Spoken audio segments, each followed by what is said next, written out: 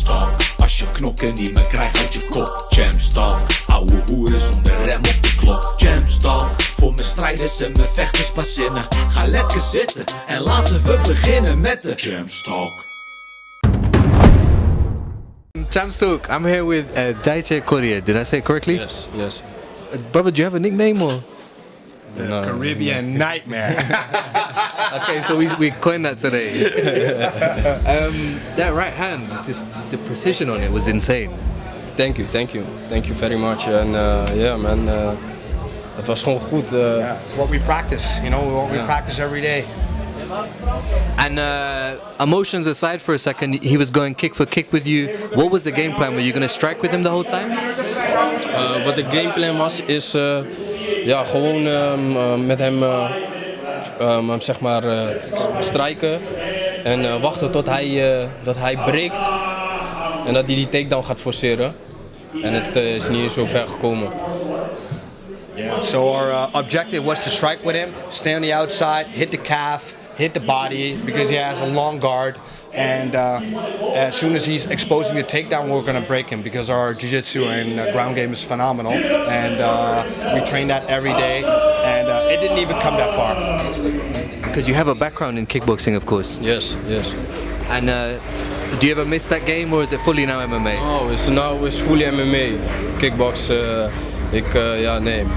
dat heb ik afgesloten. En dit is het gewoon.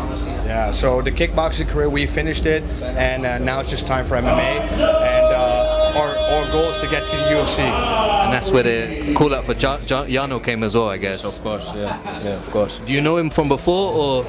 Ja.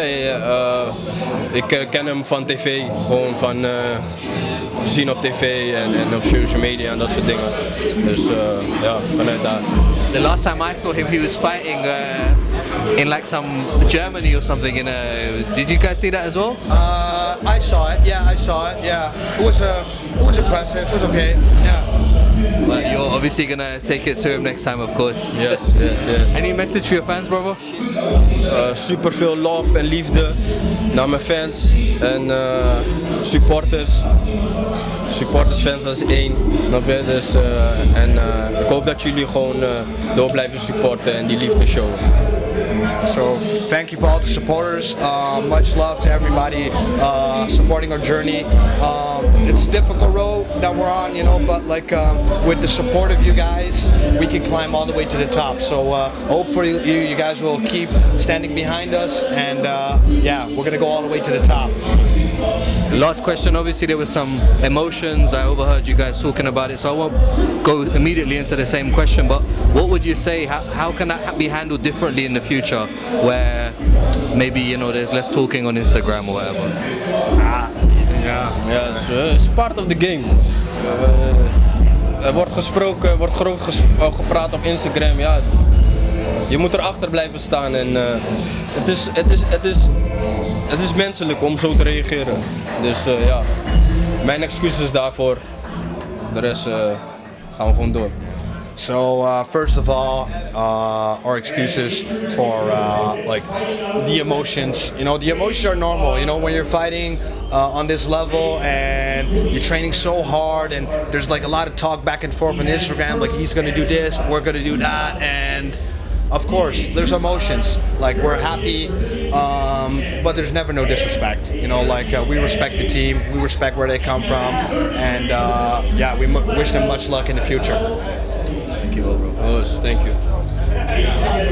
Jamstalk, I'm here with the successful Duane van Helvoirt.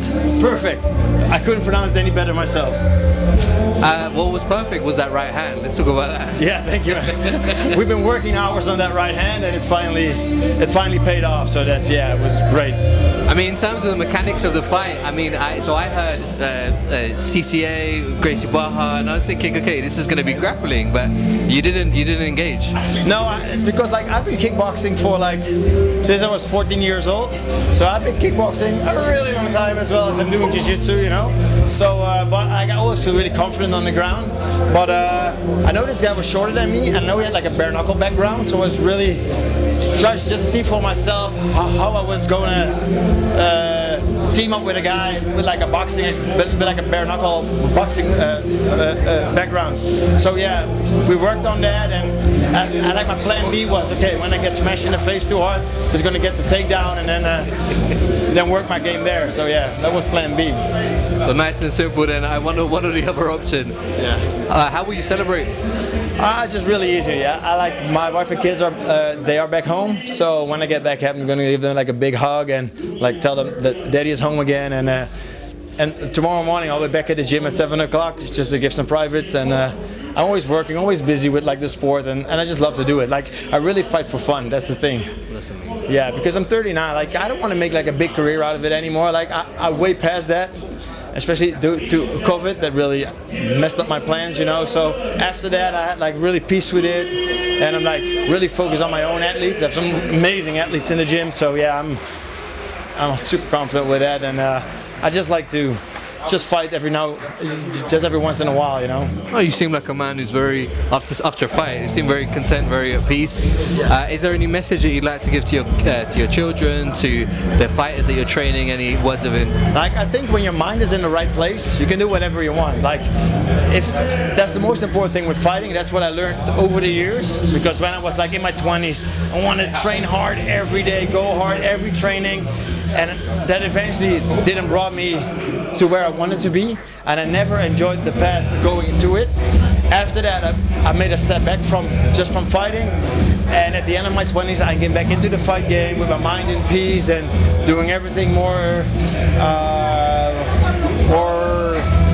thoughtful, and my level just went up like here, and not much pressure on my shoulders again. So yeah, I think my advice is enjoy everything you do, but put the effort in that is needed to get to the level where you want to be, and always make sure you have the right people around you, people that don't work for themselves, but people that want to work for you, and they want to see you be the number one. Thank you so much. We could continue this. I was really inspired by that ankle kick and everything. Champs Talk. I'm here with Miles. How do I say his second name? Miles Simson. Miles Simson, the Punisher. That's right. Brother, like there were so many what if moments, like especially in the first round when you kind of called the guy up. Yeah. I was like, I almost had him, but I had to wait a little bit. And then the second round, you know, I had a big surprise. Were you rope-a-doping him a little bit to kind of like? True. Yeah. I was trying to rope-a-dope him a little bit, trying to reel him in, you know, like a matador with a boo. But the boo was strong. I can't lie. The boo was strong. He had me a couple of times, but in the end it was good. It was good. I finished him, and that was that. Now, even when the rear naked choke attempt, you weren't going up quietly. You were I was making sure. I wanted him to drain his energy. That's what my coaches said to me. Like, drain him. Be relaxed. Be patient. All the things that you're working for, it will come at the right time. So I kept my composure. And that's why listening to the cornermen and the teammate is so good. I can't express myself enough how important that is. Give me 1 second, I just want to make sure. Yes. There's so many times that you think you're recording and you're not, but thank God, it's good. It's good. Perfect. It's good. So Miles, I mean, coming from a kickboxing background, how have you had to change your striking to fit in to MMA? Well, it took me a while, but luckily I have a great friend. Giga Chikasa is a very long, dear friend of mine. He used to train in kickboxing a long time ago. He went overseas, made his dream happen to fight in UFC. He brought me in his camp to keep his striking fit, and that's those transitions I learned throughout the years. And then I was like, why not? Why shouldn't I try MMA, right? So he's one of the guys that really got me into it. Yeah. And when you're training, do you ever find yourself like, how do you balance your time between your grappling and your striking? Honestly, this last camp, I've worked a lot on wrestling and grappling. I did some tournaments throughout my training camp. I won some, I lost some, but it's all a learning process, and that's what keeps me growing. And I'm grateful, thankful God and my teammates, I could have a finish like this today. You have some very cool tattoos. Is there any one particular that has a story that you can tell us about? I think everyone, man, everyone. let me say one. This is very important. My grandmother, and unfortunately she passed away but you know, I got that Suriname blood in me, so this always keeps me strong and motivated. Yeah, but guys, if you didn't see it, like I think I also he just like literally, like I think there was a bit of a pause, then you kind of like looked at him, there was a pause in action, and boom, out of nowhere. Out of nowhere, right? So that's why they call me the Punishment.